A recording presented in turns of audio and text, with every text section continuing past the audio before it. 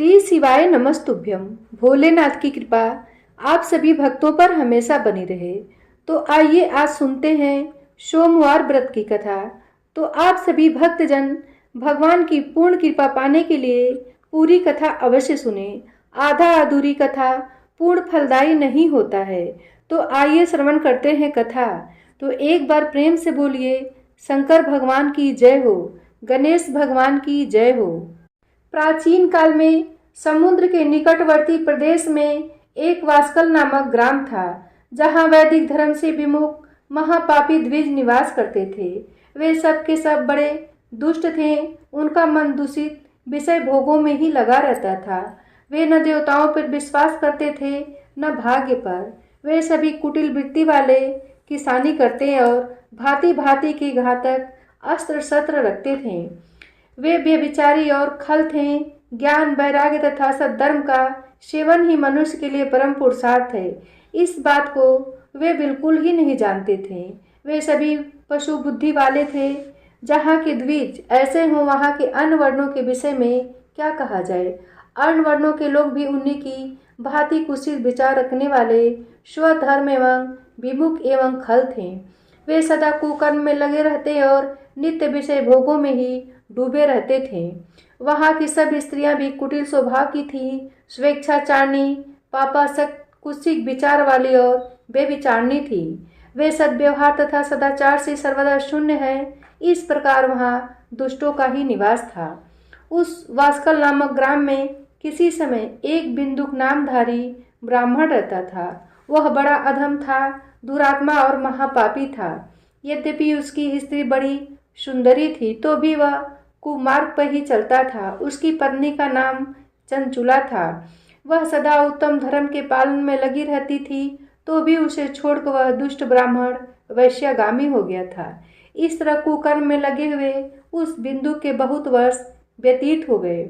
उसकी स्त्री चंचुला काम से पीड़ित होने पर भी स्वधर्म नाश के भय से क्लेश सह कर भी दीर्घ काल तक अपने धर्म से भ्रष्ट नहीं हुई, परंतु दुराचारी पति के आचरण से प्रभावित हो आगे चलकर वह स्त्री भी दुराचारणी हो गई। इस तरह दुराचार में डूबे हुए उन मूढ़ चित्त वाले पति पत्नी का बहुत सा समय व्यर्थ बीत गया।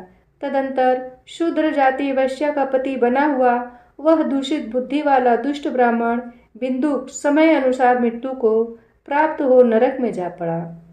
बहुत दिनों तक नरक के दुख भोग कर वह मूढ़ बुद्धि पापी विंध्य पर्वत पर भयंकर पिशाच हुआ। इधर उस दुराचारी पति बिंदु के मर जाने पर वह मूढ़ हृदया चंचुला बहुत समय तक पुत्रों के साथ अपने घर में ही रही। एक दिन दैव योग से किसी पुण्य पर्व के आने पर वह स्त्री भाई बंधुओं के साथ गोकर्ण क्षेत्र में गई। तीर्थ यात्रियों के संग से उसने भी उस समय जाकर किसी तीर्थ के जल में स्नान किया। फिर वह साधारणतया मेला देखने की दृष्टि से बंधुजनों के साथ यत्र तत्र घूमने लगी। घूमती घामती किसी देव मंदिर में गई और वहां उसने एक दैवज्ञ ब्राह्मण के मुख से भगवान शिव की परम पवित्र एवं मंगलकारिणी उत्तम पौराणिक कथा सुनी। कथावाचक ब्राह्मण कह रहे थे कि जो स्त्रियां पर पुरुषों के साथ व्यभिचार करती हैं, वे मरने के बाद जब यमलोक में जाती हैं, तब यमराज के दूत उनकी योनि में तपे हुए लोहे का परिग डालते हैं। पौराणिक ब्राह्मण के मुख से यह वैराग्य बढ़ाने वाली कथा सुनकर चंचुला भय से व्याकुल हो वहां कांपने लगी। जब कथा समाप्त हुई और सुनने वाले सब लोग वहां से बाहर चले गए, तब भयभीत नारी एकांत में शिव पुराण की कथा बाँचने वाले उन ब्राह्मण देवता से बोली। चंचुला ने कहा, ब्राह्मण, मैं अपने धर्म को नहीं जानती थी, इसलिए मेरे द्वारा बड़ा दुराचार हुआ है। स्वामिन, मेरे ऊपर अनुपम कृपा करके आप मेरा उद्धार कीजिए। आपके वैराग्य रस से ओतप्रोत इस आज के प्रवचन को सुनकर मुझे बड़ा भय लग रहा है। मैं कांप उठी हूँ और मुझे इस संसार से वैराग्य हो गया है। मुझ मूढ़ चित्त वाली पापिनी को धिक्कार है। मैं सर्वथा निंदा के योग्य हूँ, कुत्सित विषयों में ही फंसी हुई हूँ और अपने धर्म से विमुख हो गई हूँ। हाय, न जाने किस किस घोर कष्टदायक दुर्गति में मुझे पड़ना पड़ेगा, और वहाँ कौन बुद्धिमान पुरुष कुमार्ग में मन लगाने वाली मुझ पापिनी का साथ देगा। मृत्यु काल में उन भयंकर यमदूतों को मैं कैसे देखूंगी, जब वे बलपूर्वक मेरे गले में फंदे डालकर मुझे बांधेंगे, तब मैं कैसे धीरज धारण कर सकूंगी। नरक में जब मेरे शरीर के टुकड़े टुकड़े किए जाएंगे, उस समय विशेष दुख देने वाली उस महायातना को मैं वहाँ कैसे सहूंगी। हाय, मैं मारी गई, मैं जल गई, मेरा हृदय विदीर्ण हो गया और मैं सब प्रकार से नष्ट हो गई, क्योंकि मैं हर तरह से पाप में ही डूबी रही हूँ। ब्राह्मण, आप ही मेरे गुरु, आप ही माता और आप ही पिता हैं। आपकी शरण में आई हुई मुझ दीन अबला का आप ही उद्धार कीजिए, उद्धार कीजिए। सूत जी कहते हैं, शौनक, इस प्रकार खेद और वैराग्य से युक्त हुई चंचुला ब्राह्मण देवता के दोनों चरणों में गिर पड़ी। तब उन बुद्धिमान ब्राह्मण ने कृपा पूर्वक उसे उठाया और इस प्रकार कहा। ब्राह्मण बोले, नारी, सौभाग्य की बात है कि भगवान शंकर की कृपा से शिव पुराण की इस वैराग्य युक्त कथा को सुनकर तुम्हें समय पर चेत हो गया है। ब्राह्मण पत्नी, तुम डरो मत, भगवान शिव की शरण में जाओ। शिव की कृपा से सारा पाप तत्काल नष्ट हो जाता है। मैं तुमसे भगवान शिव की कीर्ति कथा से युक्त उस परम वस्तु का वर्णन करूंगा, जिससे तुम्हें सदा सुख देने वाली उत्तम गति प्राप्त होगी। शिव की उत्तम कथा सुनने से ही तुम्हारी बुद्धि इस तरह पश्चाताप से युक्त एवं शुद्ध हो गई है, साथ ही तुम्हारे मन में विषयों के प्रति वैराग्य हो गया है। पश्चाताप ही पाप करने वाले पापियों के लिए सबसे बड़ा प्रायश्चित है। सत्पुरुषों ने सबके लिए पश्चाताप को ही समस्त पापों का शोधक बताया है। पश्चाताप से ही पापों की शुद्धि होती है। जो पश्चाताप करता है वही वास्तव में पापों का प्रायश्चित करता है, क्योंकि सत्पुरुषों ने समस्त पापों की शुद्धि के लिए जैसे प्रायश्चित का उपदेश किया है, वह सब पश्चाताप से ही संपन्न हो जाता है। जो पुरुष विधि पूर्वक प्रायश्चित करके निर्भय हो जाता है, पर अपने कुकर्म के लिए पश्चाताप नहीं करता, उसे प्रायः उत्तम गति नहीं प्राप्त होती। परंतु जिसे अपने कुकृत्य पर हार्दिक पश्चाताप होता है, वह अवश्य उत्तम गति का भागी होता है। इसमें संशय नहीं है। इस शिव पुराण की कथा सुनने से जैसी चित्त शुद्धि होती है, वैसी दूसरे उपायों से नहीं होती। जैसे दर्पण साफ करने पर निर्मल हो जाता है, उसी प्रकार इस शिव पुराण की कथा से चित्त अत्यंत शुद्ध हो जाता है। इसमें संशय नहीं है। मनुष्यों के शुद्ध चित्त में जगदम्बा पार्वती सहित भगवान शिव विराजमान रहते हैं। इसमें वह विशुद्ध आत्मा पुरुष श्री श्याम सदाशिव के पद को प्राप्त होता है। इस उत्तम कथा का श्रवण समस्त मनुष्यों के लिए कल्याण का बीज है। अतः यथोचित मार्ग से इसकी आराधना अथवा सेवा करनी चाहिए। यह भगवत बंधन रूपी रोग का नाश करने वाली भगवान शिव की कथा को सुनकर फिर अपने हृदय में उसका मनन एवं निधि ध्यान करना चाहिए। इससे पूर्णतया चित्त शुद्धि हो जाती है। चित्त शुद्धि होने से महेश्वर की भक्ति अपने दोनों पुत्रों के साथ निश्चय ही प्रकट होती है। तत्पश्चात महेश्वर के अनुग्रह से दिव्य मुक्ति प्राप्त होती है। इसमें संशय नहीं है। जो मुक्ति से वंचित है उसे पशु समझना चाहिए, क्योंकि उसका चित्त माया के बंधन में आसक्त है। वह निश्चय ही संसार बंधन से मुक्त नहीं हो पाता। ब्राह्मण पत्नी, इसलिए तुम विषयों से मन को हटा लो और भक्ति भाव से भगवान शंकर की इस परम पावन कथा को सुनो। परमात्मा शंकर की इस कथा को सुनने से तुम्हारे चित्त की शुद्धि होगी और इससे तुम्हें मोक्ष की प्राप्ति हो जाएगी। जो निर्मल चित्त से भगवान शिव के चरणा बिंदु का चिंतन करता है, उसकी एक ही जन्म में मुक्ति हो जाती है। यह मैं तुमसे सत्य सत्य कहता हूँ। सूत जी कहते हैं, शौनक, इतना कहकर वे श्रेष्ठ शिव भक्त ब्राह्मण चुप हो गए। उनका हृदय करुणा से आर्द्र हो गया था। वे शुद्ध चित्त महात्मा भगवान शिव के ध्यान में मगन हो गए। तदंतर बिंदु की पत्नी चंचुला मन ही मन प्रसन्न हो उठी। ब्राह्मण का उक्त उपदेश सुनकर उसके नेत्रों में आनंद के आंसू छलक आए थे। वह ब्राह्मण पत्नी चंचुला हर्ष भरे हृदय से उन श्रेष्ठ ब्राह्मण के दोनों चरणों में गिर पड़ी और हाथ जोड़कर बोली, मैं कृतार्थ हो गई। पश्चाताप उठकर तत्पश्चात वैराग्य युक्त उत्तम बुद्धि वाली वह स्त्री जो अपने पापों के कारण आतंकित थी, उन महान शिव भक्त ब्राह्मण से हाथ जोड़कर गदगद वाणी में बोली। चंचुला ने कहा, ब्राह्मण, शिव भक्तों में श्रेष्ठ स्वामिन, आप धन्य हैं, परमार्थदर्शी हैं और सदा परोपकार में लगे रहते हैं, इसलिए श्रेष्ठ साधु पुरुषों में प्रशंसा के योग्य हैं। साधो, मैं नरक के समुद्र में गिर रही हूँ, आप मेरा उद्धार कीजिए, उद्धार कीजिए।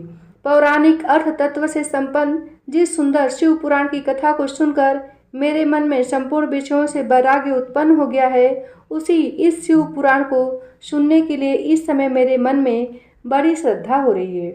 सूत जी कहते हैं, ऐसा कहकर हाथ जोड़ उनका अनुग्रह पाकर चंचुला उस शिव पुराण की कथा को सुनने की इच्छा मन में लिए उन ब्राह्मण देवता की सेवा में तत्पर हो गई और वहीं रहने लगी। तदंतर शिव भक्तों में श्रेष्ठ और शुद्ध बुद्धि वाले उन ब्राह्मण देव ने उसी स्थान पर उस स्त्री को शिव पुराण की उत्तम कथा सुनाई। इस प्रकार उस गोकर्ण नामक महाक्षेत्र में उन्हीं श्रेष्ठ ब्राह्मण से उसने शिव पुराण की वह परम उत्तम कथा सुनी, जो भक्ति, ज्ञान और वैराग्य को बढ़ाने वाली तथा मुक्ति देने वाली है। उस परम उत्तम कथा को सुनकर वह ब्राह्मण पत्नी अत्यंत कृतार्थ हो गई। उसका चित्त शीघ्र ही शुद्ध हो गया। फिर भगवान शिव के अनुग्रह से उसके हृदय में शिव के सगुण रूप का चिंतन होने लगा। इस प्रकार उसने भगवान शिव में लगी रहने वाली उत्तम बुद्धि पाकर शिव के सच्चिदानंद में स्वरूप का बारंबार चिंतन आरंभ किया। तत्पश्चात समय के पूरे होने पर भक्ति, ज्ञान और वैराग्य से युक्त हुई चंचुला ने अपने शरीर को बिना किसी कष्ट के त्याग दिया। इतने में ही त्रिपुर शत्रु भगवान शिव का भेजा हुआ एक दिव्य विमान द्रुत गति से वहां पहुंचा, जो उनके अपने गणों से संयुक्त और भांति भांति के शोभा साधनों से संपन्न था। चंचुला उस विमान पर आरूढ़ हुई और भगवान शिव के श्रेष्ठ पार्षदों ने उसे तत्काल शिवपुरी में पहुंचा दिया। उसके सारे मल धुल गए थे। वह दिव्य रूप धारणी दिव्यांगना हो गई थी।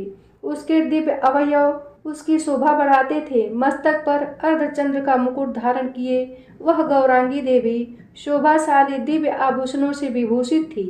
शिवपुरी में पहुंचकर उसने सनातन देवता त्रिनेत्रधारी महादेव जी को देखा। सभी मुख्य देवता उनकी सेवा में खड़े थे। गणेश, भृंगी, नंदीश्वर तथा वीरभद्रेश्वर आदि उनकी सेवा में उत्तम भक्ति भाव से उपस्थित थे। उनकी अंग कांति करोड़ों सूर्यों के समान प्रकाशित हो रही थी। कंठ में नील चिन्ह शोभा पाता था। 5 मुख और प्रत्येक मुख में 3 नेत्र थे।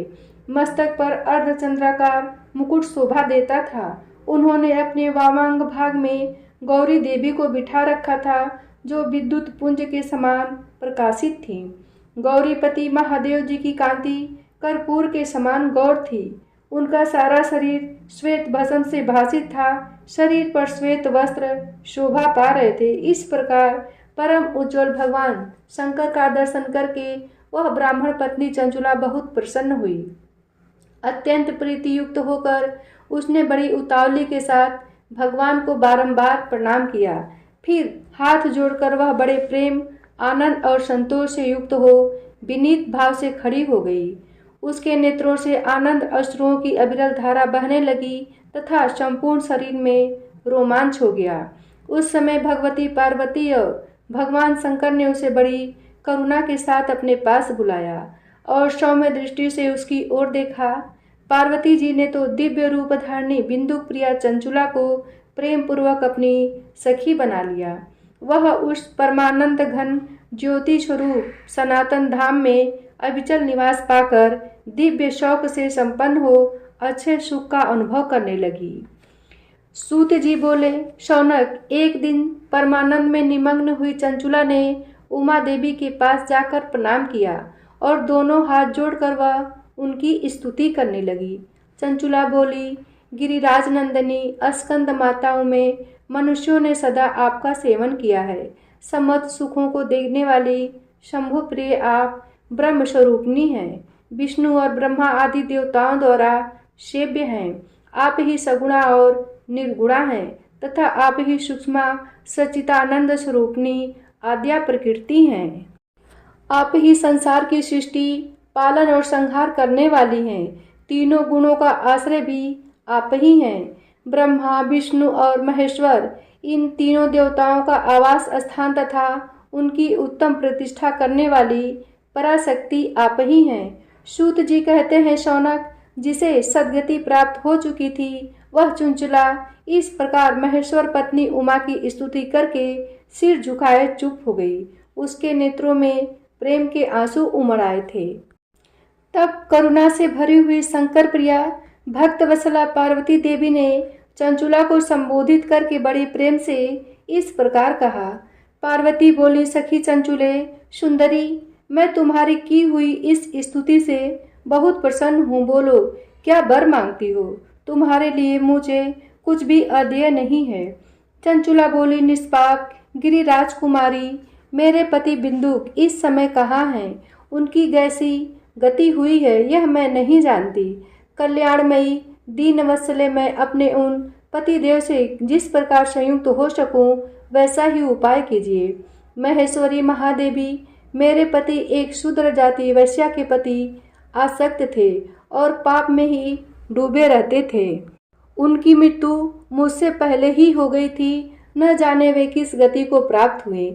गिरजा बोली, बेटी, तुम्हारा बिंदुक नाम वाला पति बड़ा पापी था। उसका अंतःकरण बड़ा ही दूषित था। वैश्या का उपभोग करने वाला वह महामूढ़ मरने के बाद नरक में पड़ा।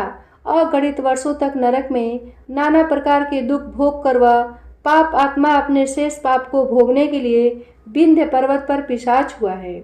इस समय वह पिशाच अवस्था में ही है और नाना प्रकार के क्लेश उठा रहा है। वह दुष्ट वही वायु पीकर रहता है और सदा सब प्रकार के कष्ट सहता है।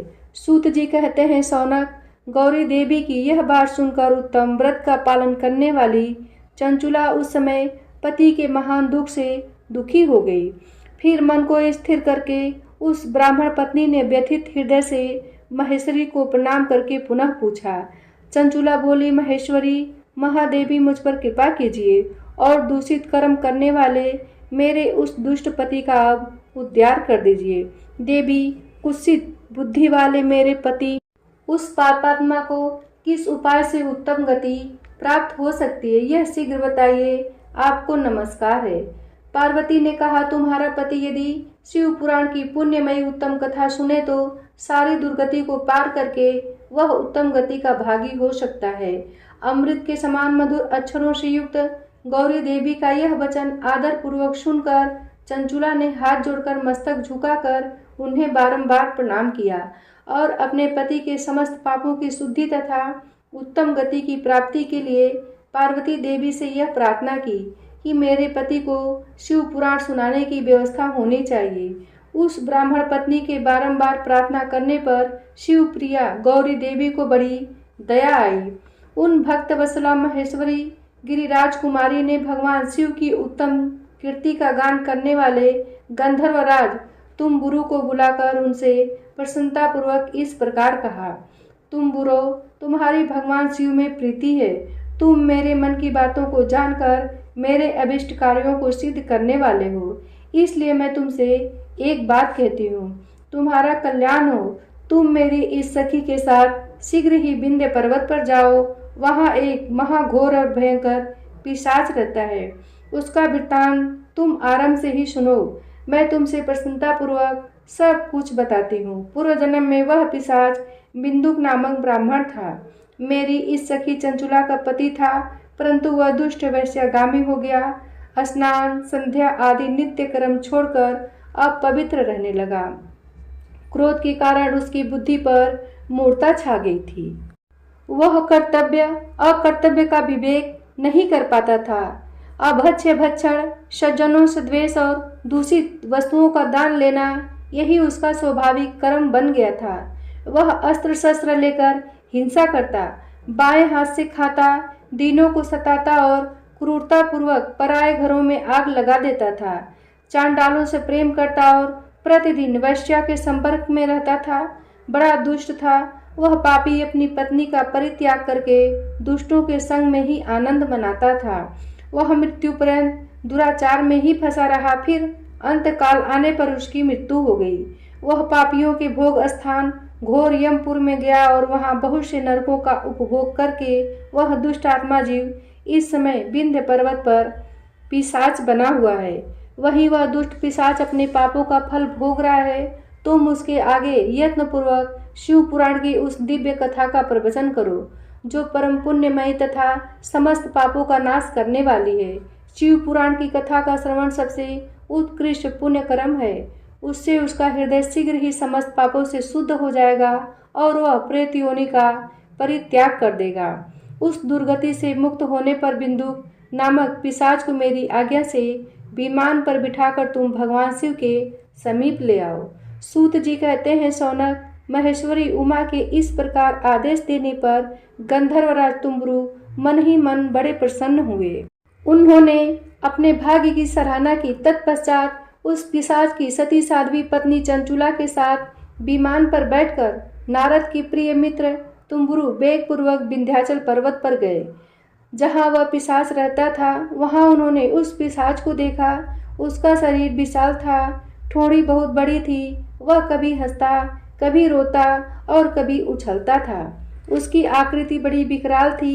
भगवान शिव की उत्तम कीर्ति का गान करने वाले महाबली तुम्बुरु ने उस अत्यंत भयंकर पिशाच को पांसों द्वारा बांध लिया।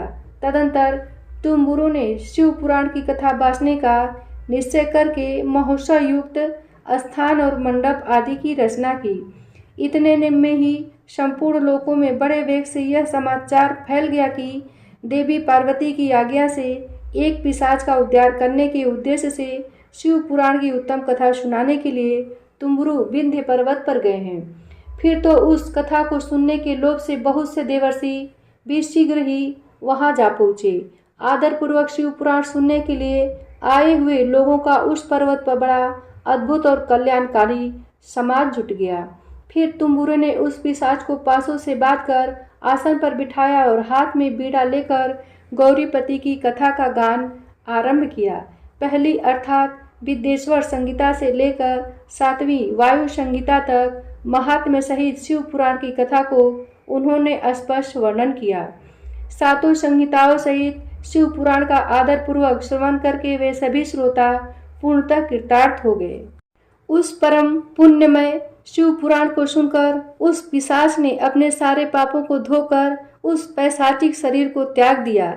फिर तो शीघ्र ही उसका रूप दिव्य हो गया, अंग कांति गौरवर्ण की हो गई। शरीर पर श्वेत वस्त्र तथा सब प्रकार के पुरुषोचित आभूषण उसके अंगों को उद्दासित करने लगे। वह त्रिनेत्रधारी चंद्रशेखर रूप हो गया। इस प्रकार दिव्य देहधारी होकर श्रीमान बिंदुक अपनी प्राण बल्लभा चंचुला के साथ स्वयं भी पार्वती बल्लभ भगवान शिव का गुणगान करने लगा। उसकी स्त्री को इस प्रकार दिव्य रूप से सुशोभित देख वे सभी देवर्षि बड़े विस्मित हुए।